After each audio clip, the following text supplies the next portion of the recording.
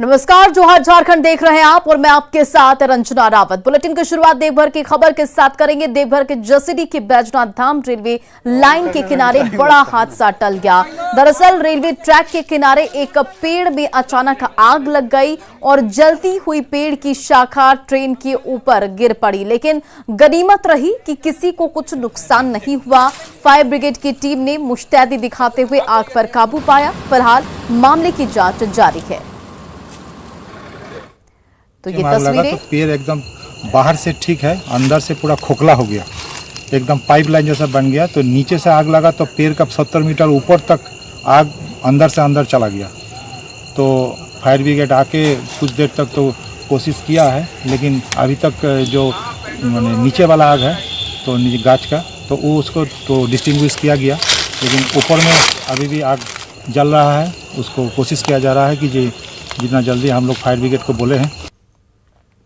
इधर गुमला के विशुनपुर के जंगलों में आग धधक रही है। महुआ को आसानी से चुनने के लिए गांव के लोगों ने सूखे पत्तों में आग लगा दी, जो तेज हवा की वजह से बढ़ती चली जा रही है। और इस आग की चपेट में आकर कई जंगली जीव और पेड़ पौधे जलकर राख हो गए हैं। फिलहाल फायर ब्रिगेड की मदद से वन विभाग आग पर काबू पाने की कोशिश कर रही है। बताते चले कि महुआ का सीजन आते ही राज्य के कई जिलों से आग लगने की खबर जो है और आग लगाने की जो खबर है वो सामने आ रही है। वन विभाग की ओर से लोगों को जागरूक भी किया जा रहा है, लेकिन इसका असर नहीं दिख रहा।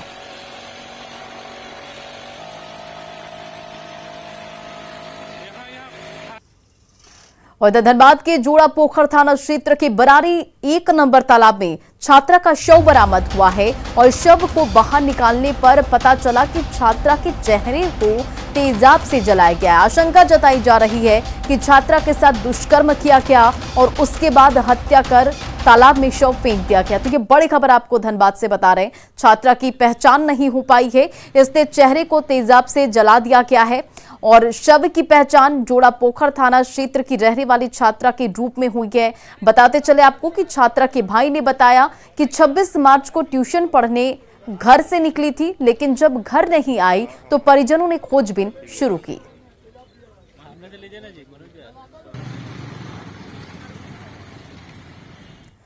झारखंड में हर घर नल और हर घर जल का उद्देश्य अधर में लटकता हुआ नजर आ रहा है। यह हाल राजधानी रांची का है। रांची के कृष्णापुरी और अमरावती कॉलोनी का नल से जल की बजाय हवा निकल रही है। सरकार ने साल 2019 में ही योजना पूर्ण कर लोगों की प्यास बुझाने का लक्ष्य निर्धारित किया था, लेकिन 2022 के मार्च का हाल यह है कि लोग घर में लगे नल को निहार रहे हैं। रांची के कृष्णापुरी, अमरावती कॉलोनी, चाणक्य नगर, रामनगर, द्वारिकापुरी के करीब 10,000 घरों में साल 2019 तक नल से जल पहुंचाने का लक्ष्य था, लेकिन मार्च 2022 तक लोग बूंद बूंद पानी को तरस रहे हैं। ये इलाका बीजेपी विधायक सीपी सिंह के विधानसभा क्षेत्र का है, लेकिन उनका कहना है कि पिछली रघुवर सरकार से योजना को स्वीकृति दी और काम भी शुरू हुआ, लेकिन नई सरकार आने के बाद काम अधर में लटक गया। पानी तो निकलता नहीं है, पानी है इसमें सप्लाई नहीं है, खाली हवा निकलता है। कभी कभी सप्लाई करता है तो जब ट्रायल करता है तो हल्का हल्का पानी बिकता भी नहीं है, हवा खाली निकलता है। ये तो सर देखने वाली बात है। देखिए आप लोग के सामने ही है ये कनेक्शन, ये ब्लू पाइप कनेक्शन दिए हुए 4 महीना से ज्यादा हो गया, अभी तक एक बूंद पानी नहीं आता है। और पाइपलाइन जो बिछा वो तो 2020 में लगभग मुझे जहां तक पता है कि 19 तक कार्यक्रम ये कर लेना था, लेकिन अभी तक पानी का एक बूंद भी नहीं है। अब गर्मी का सीजन आ रहा है, हम लोग ने सोचा इसलिए ले लिया इसको, ये सपोर्ट हो जाएगा। बोरिंग से तो है ही, लेकिन सपोर्ट हो जाएगा तो एक अच्छा रहेगा। हवा मिलता है, पानी उन्हें कुछ नहीं है। 2 साल से सुन रहे पानी आएगा आएगा, लेकिन अभी तक पानी आया नहीं। गर्मी का दिन आ रहा है, यहाँ पर पानी का लेवल भी नीचे जा रहा है, पानी का बहुत प्रॉब्लम हो रहा है। इससे भी कहाँ मिल रहा है, कुछ भी नहीं मिल रहा। क्यों? क्योंकि लगा के वो तो चला गया है, तो फिर पानी तो आ नहीं रहा है। क्या बोला था, कब तक आएगा पानी? कुछ भी नहीं बोला था। अब कहे नहीं आता तो हम कैसे कहेंगे, तो नहीं दिया है भी जहाँ पानी देवे नहीं किया, नहीं कल लगा के चला गया। हाँ, तो सबके यहाँ की सबके यहाँ पूरे लाइन में नहीं किसी के पानी। तो कैसे पानी का तो बड़ी दिक्कत होगा। दिक्कत हम लोग को जो हम लोग पानी चलाते हैं वही आता है बोरिंग से। और झारखंड में बिजली संकट के चलते राज्य भर में लोड शेडिंग की जा रही है और राजधानी रांची पर बिजली कटौती का प्रभाव जो है वो साफ देखा जा रहा है। 3 पावर प्लांटों में बिजली उत्पादन ठप होने से बिजली की आपूर्ति प्रभावित हो रही है। ऐसे में बच्चे कैंडल का सहारा लेकर 12वीं बोर्ड की परीक्षा की तैयारी कर रहे हैं। वहीं एसएलडीसी के जीएम मुकेश सिंह ने बिजली की कमी को पूरा करने को लेकर 150 मेगावाट के बिजली की खरीदारी का दावा किया है।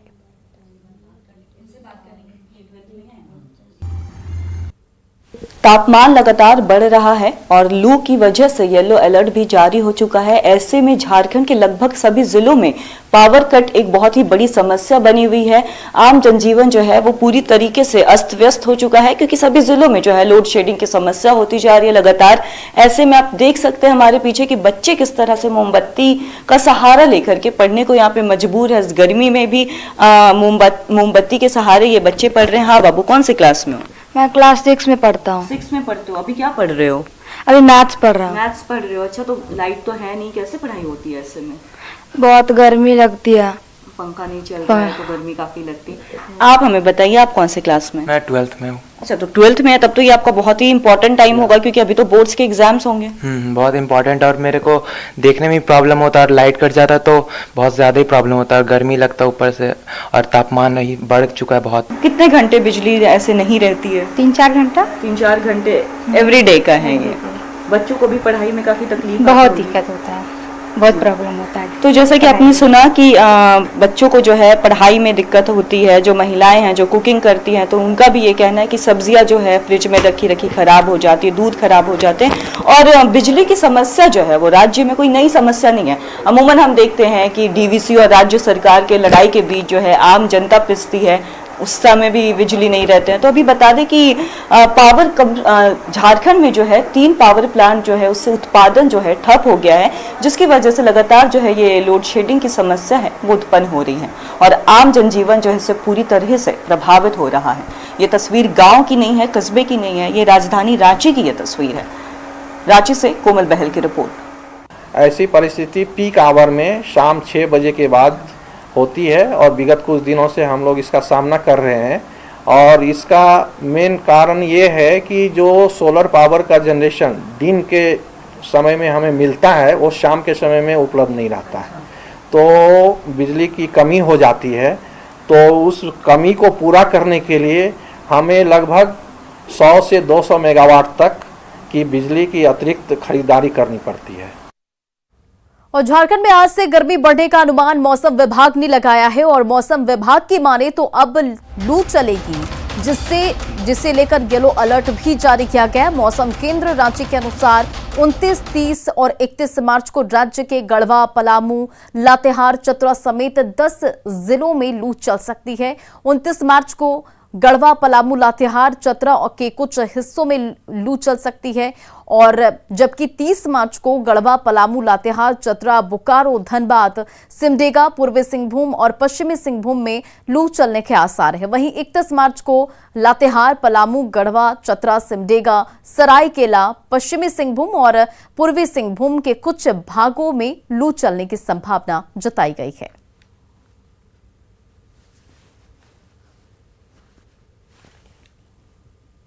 और धनबाद के सोनारडीह में चाल धंसने के मामले की जांच के लिए एसडीओ मौके पर पहुंचे और पूरे मामले की जांच की। अधिकारियों ने जांच के दौरान करीब 30 टन अवैध कोयला भी जब्त किया। वहीं अवैध खनन की तस्वीर देखकर अधिकारियों को ने भी हैरानी जताई और पूरे मामले में कार्रवाई का आश्वासन दिया है। आप भी ग्राउंड जीरो की तस्वीरें देखिए, जिसे देखकर आप हैरान हो जाएंगे। न्यूज 18 की टीम उस जगह पहुंची जहां से अवैध कोयला निकाला जा रहा है। धनबाद में अवैध कोयले का कारोबार किस कदर से हावी है, इसका आप एक नमूना देख सकते हैं। अभी हम सोनारडीह ओपी थाना क्षेत्र के तेतुलिया नदी किनारे में हैं और यहाँ पर एक अजीब तरीके का अवैध लीगल माइंस है। यह कितना खतरनाक है कि इसको देखने से ही लोगों को डर लगेगा। अब तक आपने जो इनलीगल माइनिंग देखे होंगे वह जमीन से नीचे की तरफ जाते हैं, लेकिन सीढ़ी नुमा रहता था। लेकिन अब जो हम आपको दिखाने जा रहे हैं यह इल्लीगल माइनिंग, यह एक कुआं है और इस कुएं पर लोग पूरे जी जान लगाकर अपने जान को जोखिम में डालकर इतनी गहराई में जाते हैं कि अगर वह यहाँ इस नीचे जो तहखाना नुमा है अगर इसमें दब जाए या गिर जाए या फंस जाए तो उनकी जान जानी तय है और इसकी गहराई कई 100 फीट होगी। अब ऐसे जगह में अगर अवैध कोयले निकाले जाते हैं और मजदूरों की जान जोखिम में डाली जाती है तो यह कहीं न कहीं प्रशासन की विफलता है। कई टन यहाँ पर अवैध कोयला भी रखा हुआ है। आप देख सकते हैं कि यहाँ बोरों में सजा कर रखा हुआ है। इतने कोयले को इस कुआं में अवैध माइन से निकाला गया है, ये अपने आप में आश्चर्य है। एसडीएम भी आश्चर्य कर रहे हैं क्योंकि उन्होंने भी पहली बार इस तरह का अवैध माइनिंग देखा है। अब ऐसे में ज़रूरत है कि इस कारोबार पे अंकुश लगाने की, क्योंकि अगर मजदूरों की जान जाती है तो जवाबदेही कहीं ना कहीं जिला प्रशासन की होगी। संजय गुप्ता, न्यूज़ 18, धनबाद। और इधर गोड्डा के जंगलों में बांका के उत्पाद विभाग की टीम ने छापेमारी कर 105 लीटर स्प्रिट बरामद किया है। उत्पाद विभाग को गुप्त सूचना मिली थी कि हरियारी में अवैध शराब बनाने का काम जारी है, जिसके आधार पर छापेमारी कर शराब की बोतल स्टिकर बरामद किया गया। फिलहाल मामले को लेकर गिरफ्तारी किसी की नहीं हो सकी है। बताते चले कि बीते दिनों बिहार में जहरीली शराब पीने से मौत के मामलों के बाद बिहार उत्पाद विभाग की टीम झारखंड में भी छापेमारी लगातार कर रही है। 30 लीटर और 15 लीटर करीब 105 लीटर स्प्रिट की बरामद हुई है, जिसे जांच करने हेतु भेजा जा रहा है। साथ में लेबल भी मिले हैं, लेबल का 50 पत्ता और करीब 1000। 1932 की खतियान आधारित स्थानीय और नियोजन नीति की मांग कर रहे युवाओं ने अब विधायक का घेराव शुरू कर दिया है। आपको बताते चले कि बोकारो के बेरमो में विधायक जय मंगल सिंह का युवकों ने जमकर विरोध किया और विधायक जरीडी ब्लॉक में शिलान्यास कार्यक्रम में पहुंचे थे, जहां स्थानीय लोगों ने जमकर विरोध किया और इस दौरान दोनों तरफ से बहस भी हुई। विधायक ने युवाओं पर सरकारी काम में बाधा डालने का आरोप लगाया। प्रदर्शनकारी युवाओं ने 1932 खतियान के आधारित स्थानीय और नियोजन नीति, बेरोजगारी भत्ता सहित कई मुद्दों पर विधायक को घेरा और जिसके बाद विधायक ये कहते हुए नजर आए कि ये वादे कांग्रेस नहीं जेएमएम के मैनिफेस्टो में है। कभी युवा अपनी बात रखते रहे तो कभी विधायक का संविधान और कानून की दुहाई देते हुए नजर आए।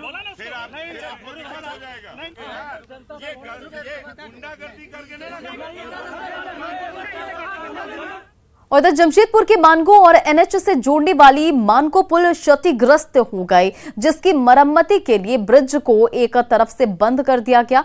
पुल बनने तक स्कूल बसों और छोटी गाड़ियों को छोड़कर सारी बड़ी गाड़ियां मरीन ड्राइव पर बने नए पुल से होकर गुजरेगी और ऐसे में मानगो क्षेत्र में रहने वाले लगभग 2.5 लाख लोगों को शहर आने जाने में काफी परेशानियों का सामना करना पड़ रहा है। ट्रैफिक व्यवस्था सुचारू रूप से चले, इसके लिए ट्रैफिक पुलिस के जवानों को भी तैनात किया गया है। एक पुलिया बंद करने से ट्रैफिक का कितना लोड बढ़ रहा है। वैसे हम लोगों ने अपनी पूरी व्यवस्था दी है, मैन पावर लगाया है और सारे व्यवस्था को किया है, बट जहां जहां सप्लीमेंट करने की आवश्यकता होगी उस टाटा स्टील फाउंडेशन और एचएसबीसी के संयुक्त तत्वाधान में जमशेदपुर के ग्रामीण क्षेत्र की 565 सहियाओं और एएनएम के बीच ई स्कूटर का वितरण किया गया। स्वास्थ्य सेवाओं को बल देने के लिए सहिया दीदी स्कूटर उन्हें दिया गया है ताकि वे गांव-गांव तक पहुंच सके। मौके पर मौजूद स्वास्थ्य मंत्री बन्ना गुप्ता ने कहा कि सरकार स्वास्थ्य सेवाओं को बेहतर करने की लगातार कोशिश कर रही है। सालों से कोल्हान प्रखंड में, कोल्हान डिवीजन में काम कर रहे हैं। कुमार मोहांती जी से सर आप इसका मानसी प्रोग्राम जो है एक बहुत इस्टेब्लिश प्रोग्राम है झारखंड के लिए। 10 साल पहले शुरू हुआ था, जो कि मदर और चाइल्ड के लिए है। जो माँ बच्चा को जन्म देती है, बच्चे का कैसे हेल्थ रहता है, माँ का कैसे हेल्थ रहता है। हम लोगों ने देखा कि एक डिस्ट्रिक्ट में शुरू किया सरायकेला में 10 साल पहले, और कैसे वहाँ पे मोर्टेलिटी रेट था वो कैसे मूव कर रहा था, और काफ़ी अच्छा काम किया स्टेट गवर्नमेंट और डिस्ट्रिक्ट एडमिनिस्ट्रेशन ने मिलके। आज जो टाटा स्टील का प्रयास से आज जो भी ई स्कूटर देने के जो काम किए हैं, इससे हमें लगता है कि आने वाला दिन में कि इनके माध्यम से जो आज हम लोग पहला कड़ी अगर कहते हैं स्वास्थ्य विभाग का एनएम और स्वास्थ्य हैं, इनको बेहतर साधन जो पहुंचने का मिला है, इस साधन से बेहतर पहुंच के और जो सरकार का योजना है उस योजना तक पहुंचाएंगे और लोगों को व्यवस्था दे पाएंगे। पहले थोड़ा दिक्कत तो होता ही था, क्योंकि बहुत दूर दूर क्षेत्र में भी हम लोगों को जाना पड़ता था, 12-13 किलोमीटर दूर भी ऐसा गांव है हम लोगों का मेरा कष्ट में। तो फिर अभी तो गाड़ी मिल गया, तो फिर पहले कोई बुलाने से भी ना हम लोग नहीं पहुंच पाते थे, तो अभी कोई बुलाने से हम जरूर जा पाएंगे वहाँ पर। घाटशिला के रहने वाली मधुमिता साव को दहेज के लिए ससुराल वालों ने घर से निकाल दिया था और आज उसी मधुमिता ने अपनी हिम्मत के दम पर वुड क्राफ्ट का काम शुरू किया। पीपल ट्री कंपनी के नाम से 2016 में रजिस्ट्रेशन कराया और आज 60 लाख रुपए का कारोबार खड़ा कर दिया है। अपने इस प्रयास से खुद स्वावलंबी बनी हैं और साथ ही साथ 200 महिलाओं को रोजगार भी दे रही हैं।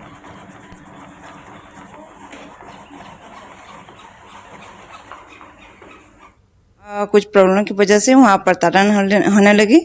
उसके बाद मैं 6 महीना थी वहाँ पे, उसके बाद घर वापस आ गई।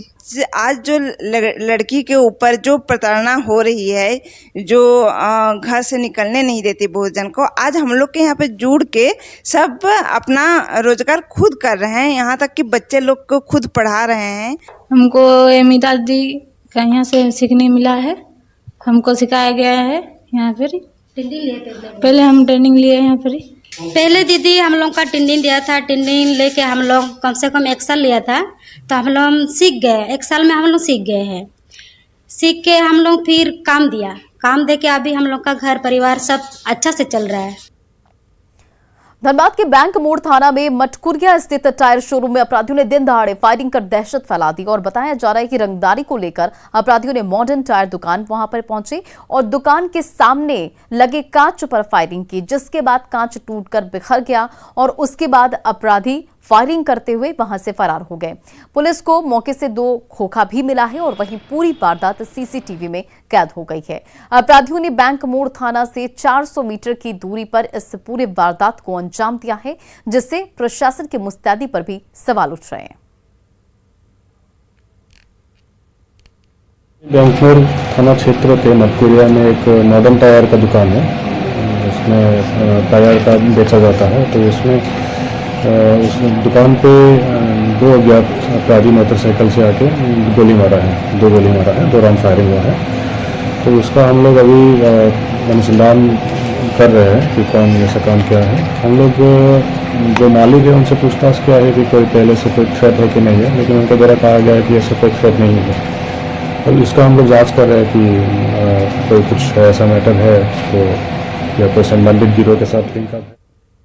इधर हजारीबाग पुलिस ने गिट्टी थाना क्षेत्र के 3 टीएसपीसी उग्रवादियों को गिरफ्तार किया है और पुलिस ने उनके पास से हथियार, 10 राउंड कारतूस और पिट्ठू भी बरामद किया है। दरअसल पुलिस को गुप्त सूचना मिली थी कि सभी उग्रवादी गिद्दी थाना क्षेत्र के खापिया जंगल में जमा हैं, जिसके बाद पुलिस और सीआरपीएफ की टीम छापेमारी कर 3 उग्रवादी को वहां से गिरफ्तार की और वहीं 2 उग्रवादी मौके से फरार भी हो गए। गिरफ्तार उग्रवादियों ने 2 मार्च को गिद्दी थाना क्षेत्र के रैलीगढ़ा कोलियरी में फायरिंग की घटना को अंजाम दिया था। उसमें से 3 व्यक्तियों को पुलिस द्वारा और सीआरपीएफ द्वारा खदेड़ा गया और खदेड़ कर पकड़ा गया। 2-3 लोग अंधेरे का फायदा लेकर के भागने में सफल रहे। जब इन लोगों को हम लोगों ने पकड़ा और इनकी तलाशी ली तो इनके पास से एक देसी सेमी कार्बाइन बरामद हुई है और 2 देसी कट्टे बरामद हुए हैं। कुल 10 राउंड गोली हम लोगों ने इनके पास से बरामद की है। गोड्डा में बड़े पैमाने पर आदिवासी परिवार ईसाई धर्म को अपनाकर पछता रहे हैं। दरअसल गोड्डा के अलग अलग प्रखंड में धर्मांतरण का मामला सामने आ रहा है। मामला जहां प्रलोभन देकर हिंदू को ईसाई बनाया जा रहा है, वहीं पछतावा के बाद अब कई ईसाई बनने के बाद लोग चाहकर भी हिंदू धर्म नहीं अपना रहे हैं।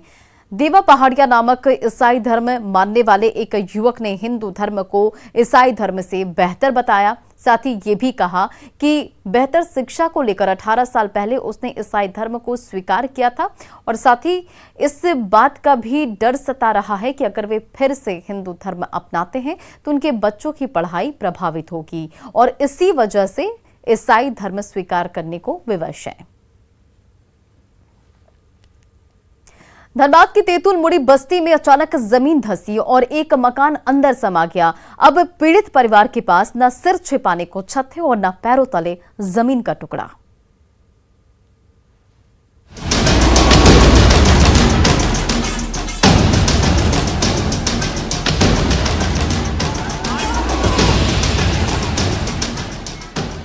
अब न तो सिर पर छत बची है और न पैरों तले जमीन, क्योंकि इस गहरे गड्ढे ने चंदन सिंह के भरे पूरे मकान को ली लिया है। जी हाँ, ये हृदय विदारक नजारा है भूधसान प्रभावित तेतुल मुड़ी बस्ती का, जहाँ तड़के अचानक धरती डूली, धरा थरथराई और पूरा का पूरा मकान पाताल में समा गया। वो तो गनीमत थी कि भूधसान से ठीक पहले उम्मीदें ग्रामीण दौड़कर बाहर भागे, वरना घर के साथ साथ सबकी रसातल में जिंदा समाधि बन गई होती। अब चंदन सिंह के घरौंदे का नामो निशान तक नहीं बचा है।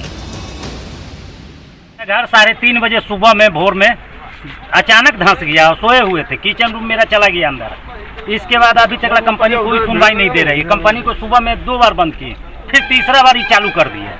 ये कंपनी मनमानी कर रही है। घर मेरा बगल में है, एकदम डेंजर जोक पर है।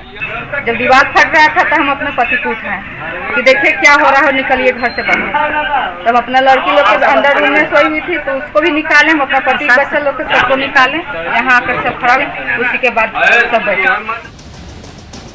अंदर आग धधक रही है तो उसके ठीक ऊपर जिंदगी सांस ले रही है। तेतुल मुड़ी से लेकर जोगता तक हर तरफ यही नजारा है। सालों पहले इस इलाके को खतरनाक घोषित किया जा चुका है, लेकिन न तो ये ग्रामीण अपना घर बार छोड़ने को तैयार हैं और न BCCL इन्हें कहीं और बसाने की ही कोशिश कर रही है। यहाँ 24 घंटे जिंदगी और मौत के बीच जंग चलती रहती है। तभी कहीं अचानक धरती फटती है, गहरा गोप बनता है और उसमें कभी मकान समिदोज हो जाते हैं तो कभी जीती जागती जिंदगी पाताल में समा जाती है। फिर भी न तो BCCL कोयले की खातिर इन जिंदगियों से खिलवाड़ करना छोड़ता है और न ही हिलटॉप जैसी आउटसोर्सिंग कंपनी कोयले की खुदाई को ही रोकती है। हम लोग का तो यही रहेगा कि हम लोग का काम चलना चाहिए ना। हम लोग कहाँ से दोषी हैं? अगर भूधसान का ही होता है, फायर एरिया में वो लोग रह रहे हैं, इतना दिन से BCCL के द्वारा उन लोग को नोटिस भी दिया जा रहा है। अभी तो तेतुल मुड़ी बस्ती में रहने वाली हजारों जिंदगियां खतरे की जद में हैं। पता नहीं कब धरती फट पड़े और कौन सा मकान पाताल में समा जाए, ये कहा नहीं जा सकता। फिर भी जिंदगी है कि मौत से 2-2 हाथ करने पर आमादा है। संजय गुप्ता, न्यूज़ 18, धनबाद। और फिलहाल इस बुलेटिन में इतना ही। बने रहे आप न्यूज़ 18 बिहार झारखंड के साथ।